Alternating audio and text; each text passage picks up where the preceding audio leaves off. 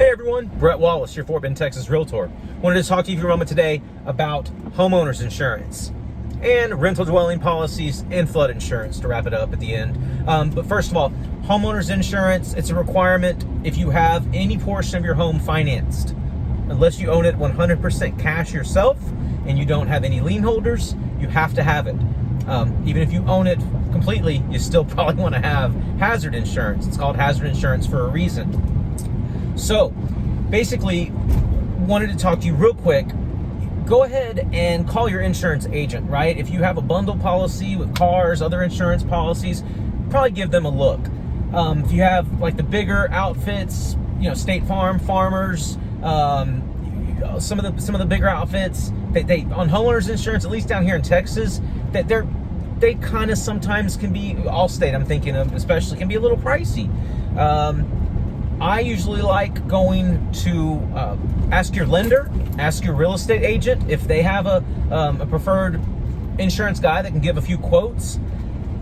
Usually brokers, people that are independent agents that can kind of shop 20, 30, 40 different companies for your, you give them the property address, they look at what year the home was built in, does it have a pool? Very important. How old is the roof? Very important down here, especially in Houston.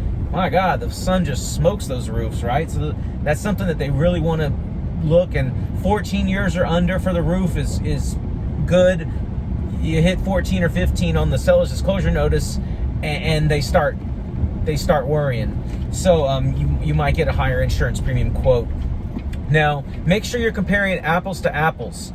There are, and again, I'm not an insurance expert by any means, but there's like HO1, HO2, HOA, HOB, HOEB plus. I'm kind of making some of this stuff up, but like, you want to make sure that the policies from one company to another company are giving you the same amount of coverage. There's 1% deductible, 2% deductible.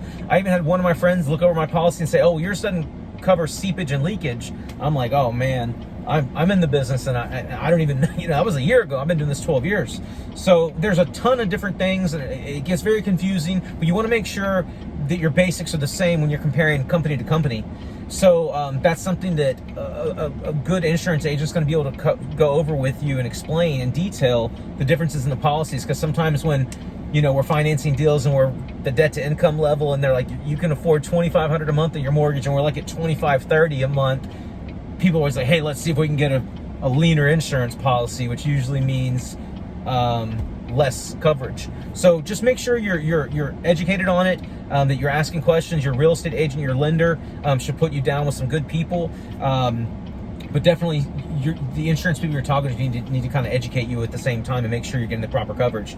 Another thing, I see a lot of people that own homes that, go to sell homes or either decide, let's not sell it, honey. Let's keep it as investment property. Cool. Make sure you convert your homeowner's insurance policy to a rental dwelling policy. From what I've been explained, it is a little pricier than the homeowner's insurance because it's an investment property. People that don't own the home, that aren't on the deed of trust, people it's not their investment, are living there. So I guess the logic is they might, not take quite as good care of it as you would personally being the owner occupant. So, but make sure you have a rental dwelling policy. You don't ever want to have a problem at the house. Call your insurance agent 3 months after somebody's been living there and say, hey, my renters did this, and the insurance is like, what? Your renters? So make sure that is addressed before you turn your personal property into an investment property. Okay, big deal down here, flood insurance. Okay, FEMA is the best website to look at when looking what zone, what floodplain, 100-year, 500-year, levee protected, FEMA.gov. Also, the insurance people are going to be able to give you quotes on that too.